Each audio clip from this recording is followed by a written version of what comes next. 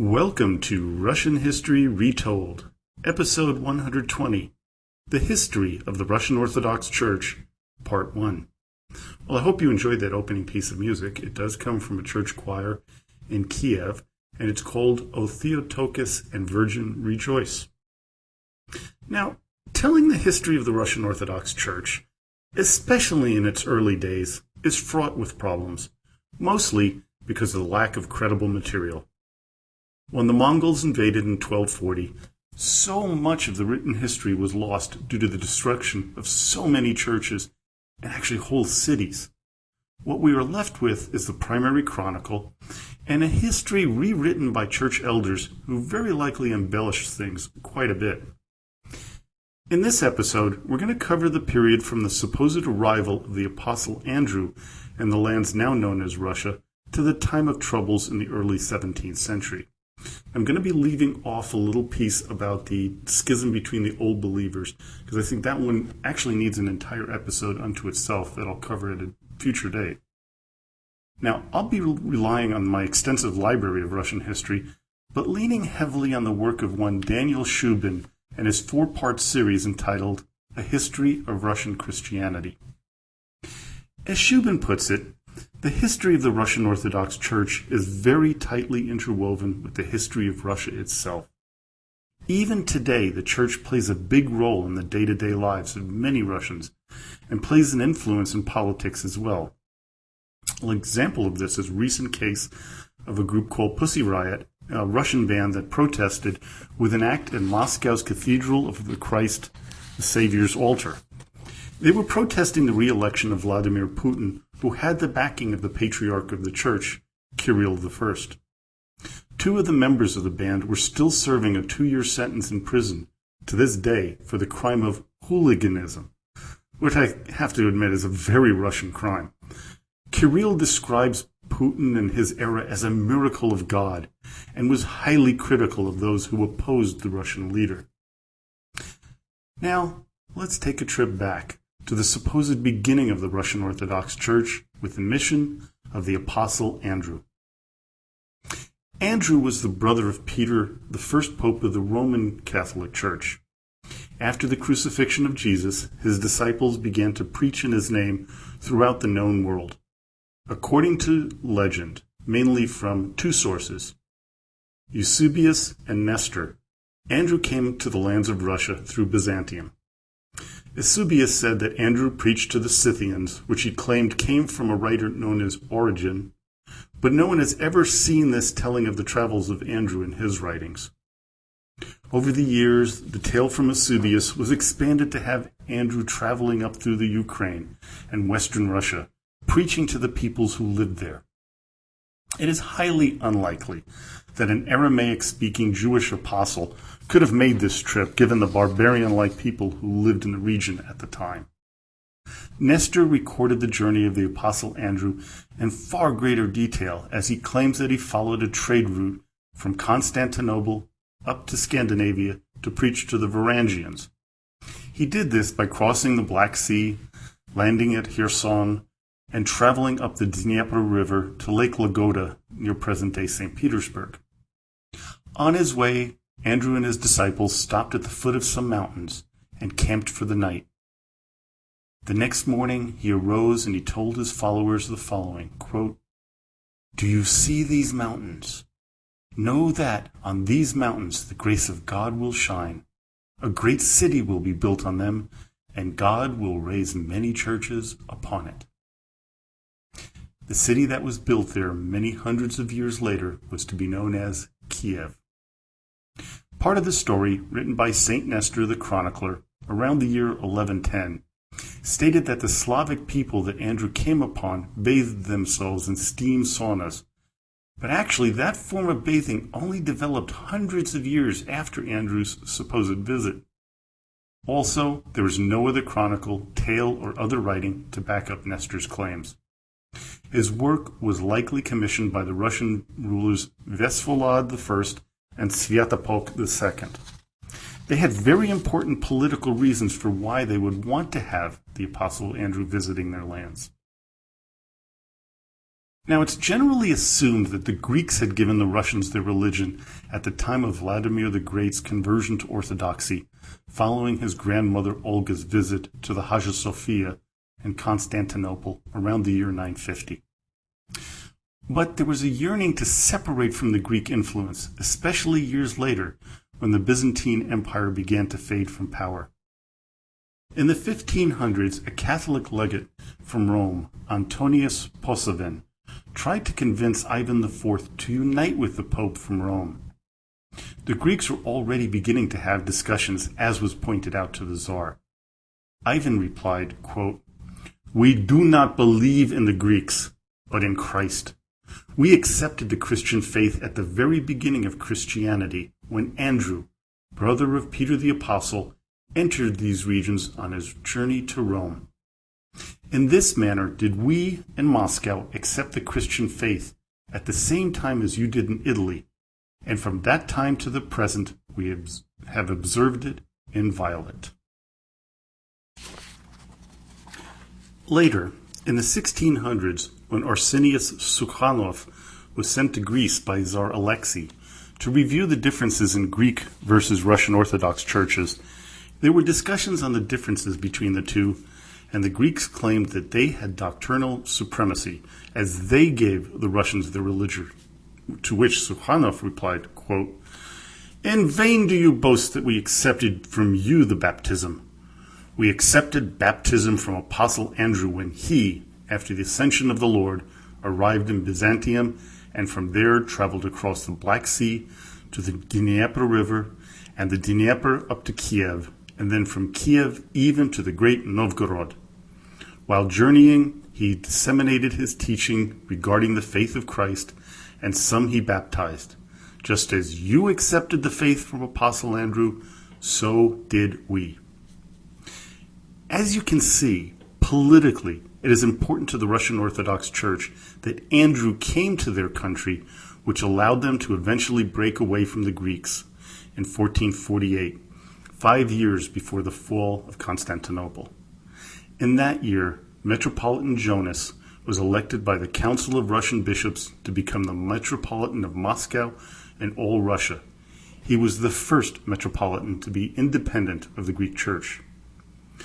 Now, for those of you not familiar with the Russian and Greek Church, a Metropolitan is like a bishop, but they are men who chair over a synod of bishops.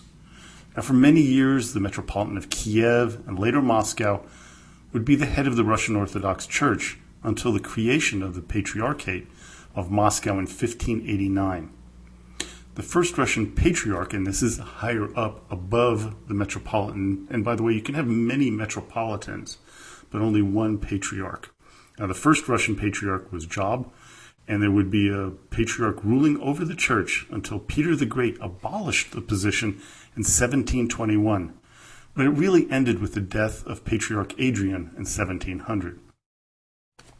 In October of 1917, the Patriarchate came back with the appointment of Patriarch Tikhon, and he was at that time the Metropolitan of Moscow.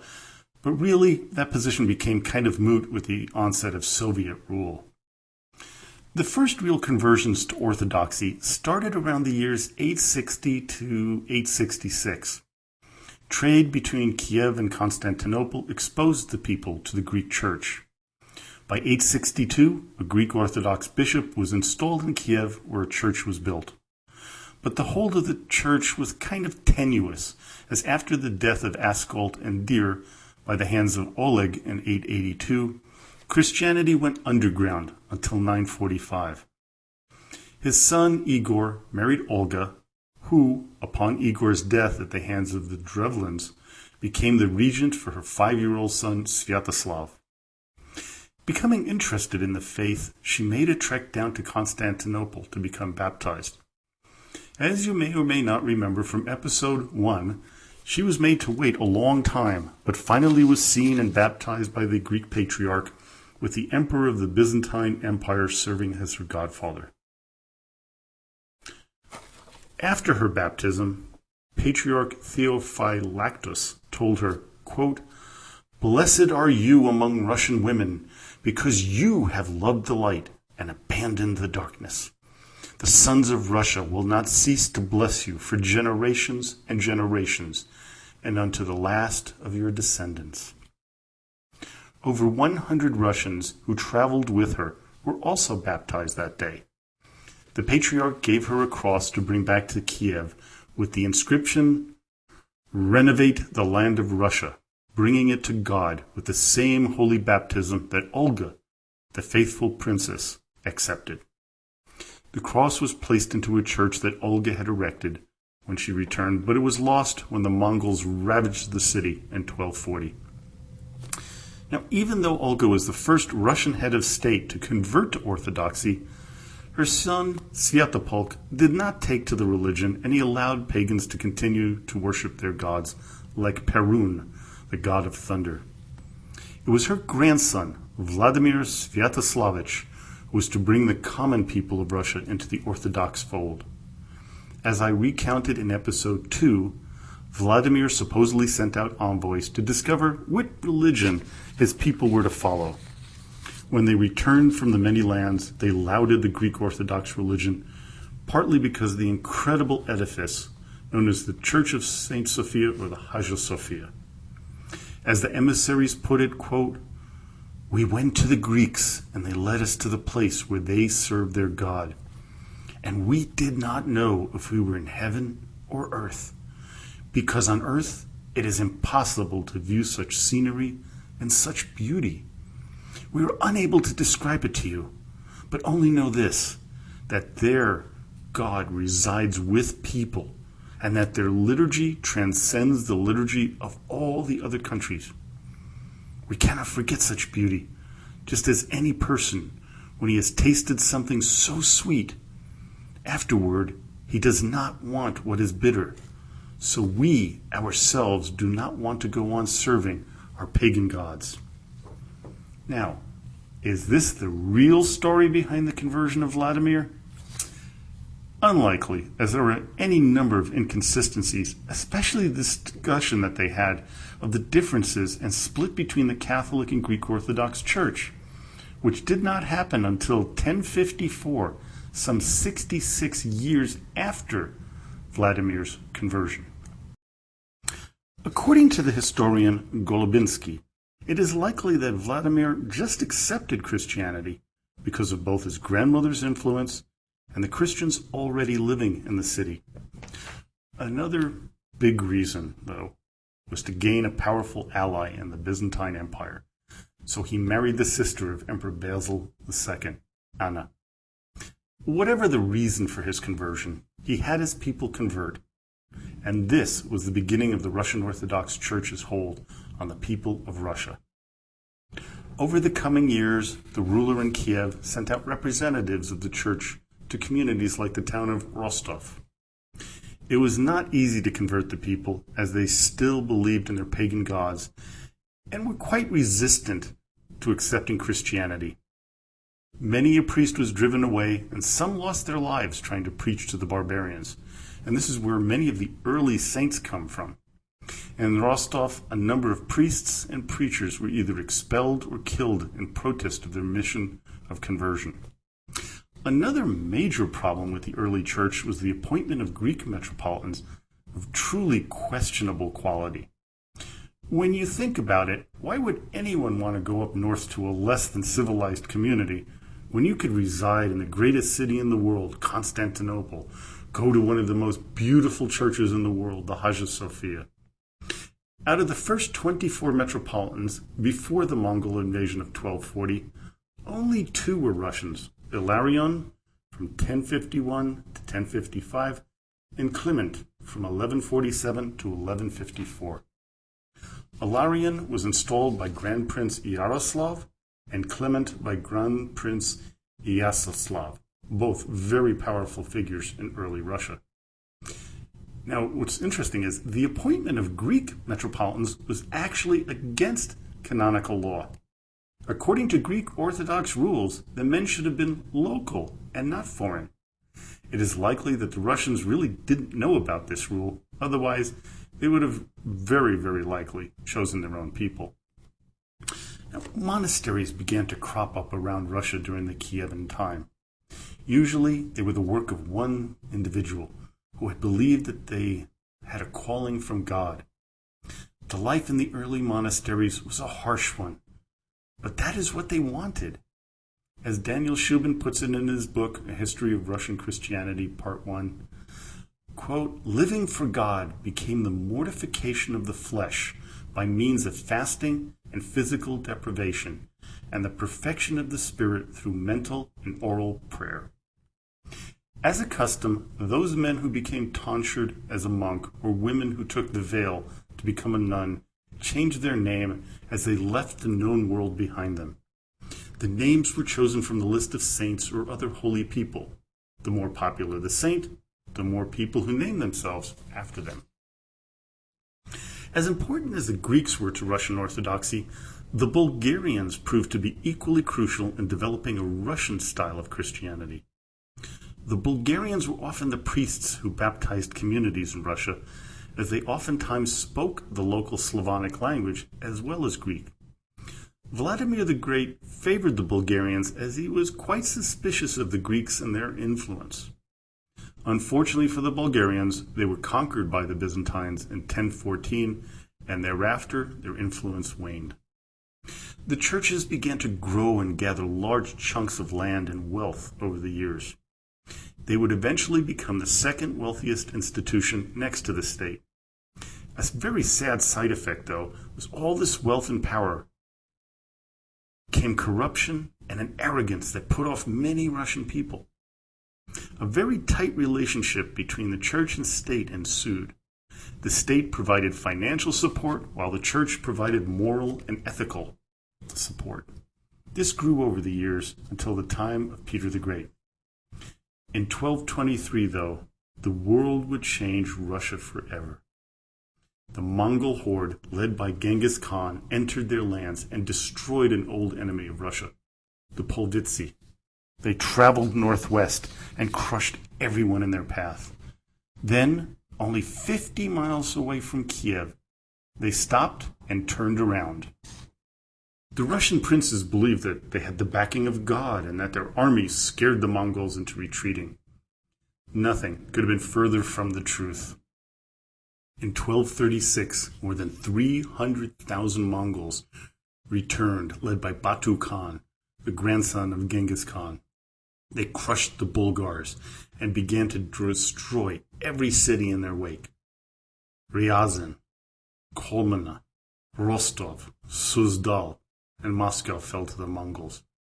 They headed towards Novgorod, but were turned back by the marshes and swamps surrounding the city. Because of this, they turned southward and headed for Kiev.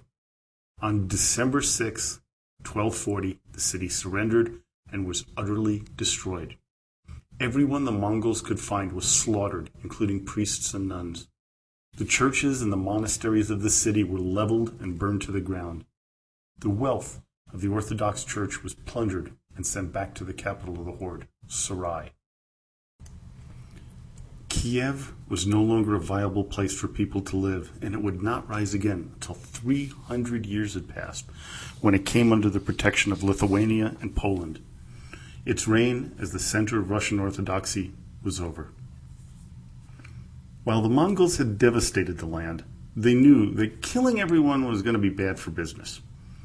They wanted the inhabitants that were still alive to pay tribute.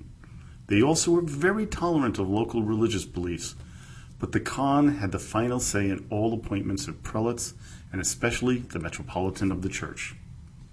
The Greeks, who were fearful of a Mongol invasion, had no one who was willing to go to Russia to serve as a metropolitan, so a Russian, Kirill III, became the head of the church. Kirill made a very important decision to abandon Kiev and move the seat of the church first to Chernigov, then to Ryazan, and finally to Vladimir. Over the next 30 years, he worked hard to restore the churches and monasteries that had been destroyed by the Mongols. Kirill also used the Mongol devastation to the church's advantage. He preached that the calamity that had befallen the Russian people was a lesson from God to return to a more moral and righteous life. He reformed the church and put down laws to prevent the avarice and the corruption that was an everyday occurrence in the Kievan era. Gradually, the Russian Orthodox Church recovered from the Mongol invasion and settled into a period of growth. To escape the reach of the Mongols, many fled deeper and deeper into the north and eastern parts of Russia. This was a time when Russian people began to head to unknown areas with incredibly harsh climates to avoid being captured by raiding Mongols who sold many of the captured Russians into slavery. In this way, the Mongol invasion led to the incredible expansion of Russia. By running away from their oppressors, the people went to places no thinking person would ever go to. One of the most influential men in the spread of the monasteries and the monastic life was St. Sergius of Radonez. Born in 1314, he was the spiritual leader and leading monastic reformer of medieval Russia. Metropolitan Alexei, one of the longest-serving metropolitans of the time, wanted Sergius to replace him on his death, but the soft-spoken monk refused, preferring his simpler life of prayer and preaching. During this time period, Moscow became the seat of the Russian Orthodox Church. Fierce rivalry amongst the many great cities of Russia for the position of the center of the church was fought. Eventually, through clever manipulation of the Khan and Sarai, he gave them the position as first among all of the cities under the horde's thumb. Ivan I solidified this position, which was to last until the time of Peter the Great. When Ivan III took over as Grand Prince of Moscow and Vladimir in 1462, until his death in 1505, the Russian Orthodox Church expanded greatly. Under his reign, the Russians ceased paying tribute to the Golden Horde. During his son Vasily III and grandson Ivan IV's reigns, the Church continued its expansion. It was the greatest century of expansion in the history of the Church. After the defeat of the Horde in Astrakhan in 1554 and the victory over Kazan, the Russian Orthodox Church began to construct monasteries and other churches in the south. By 1590, the end of the Muscovite period, the Church had fully recovered from the Mongol invasion. But new threats from the west threatened the Church, especially the blooming Protestant Reformation. But an even more sinister threat loomed after the death of Ivan IV's son, the feeble-minded Fyodor, and that was the time of troubles. Poland, a Catholic country, was looming on the doorstep of Russia, looking for a weakness to attack and take over. They had captured and held prisoner the Patriarch, which outraged the people. Numerous other countries were looking at Russia as ripe for the picking. The Pope wanted to extend his influence, which would have meant sending missionaries into the countryside. But a man named Kuzma Minin, along with the princes Trubetskoy and Pozarsky, rallied the people under the banner of the Russian Orthodox Church. Minin sent an appeal to the people in the spring of 1612 where he blamed, quote, the devil for creating disunity amongst Orthodox Christians, seducing many to join corrupt and sinful company, and causing rogues of every rank to band together and to introduce internecine strife and bloodshed into Muscovy, so that son rose against father, father against son, and brother against brother. And there was much shedding of Christian blood. But now, gentlemen, we have exchanged messages with the entire land, vowed to God, and pledged our souls to stand firmly against the enemies and predators of the Christian faith. We must choose a sovereign by common agreement, whomever God may grant us, lest the Muscovite state be utterly destroyed. When the call went out to select a new Tsar and leader of the Russian people in 1612, Pozarsky and Trubetskoy blocked each other and were fiercely opposed to the 16-year-old Michael Romanov's ascension to the throne. But the Romanovs were a very wealthy family with a great deal of influence amongst their fellow boyars. After spreading their wealth around, Mikhail Romanov was made Tsar. They entrenched the belief in the people that the selection was made through God's influence and that Michael had been delivered to them to rebuild the country after the devastation wrought by the time of troubles. This belief in their divine place as head of Russia was to be partly to blame for the recalcitrant behavior of Nicholas II in 1917, when faced with growing pressure to step down, or at least accept, a constitutional monarchy. Coming out of the time of troubles, a new era in the growth and expansion of the Church was about to appear, and it's known as the Patriarchal period. Next time, we will cover the years from 1590 to 1725, going through the beginning of the Romanov dynasty to the time when Peter the Great peeled back the power of the Church and ended the patriarchal control by creating the Holy Synod. Well, I hope you enjoyed today's podcast. Come on over to Facebook to enjoy our growing family of listeners, where you can ask questions, leave comments, or make suggestions. You can also head on over to my blog site at www.russianrulershistory.com, where you can read more about Russian history, and hopefully you can make a donation to keep the podcast going. But now, as always, до свидания и спасибо большое.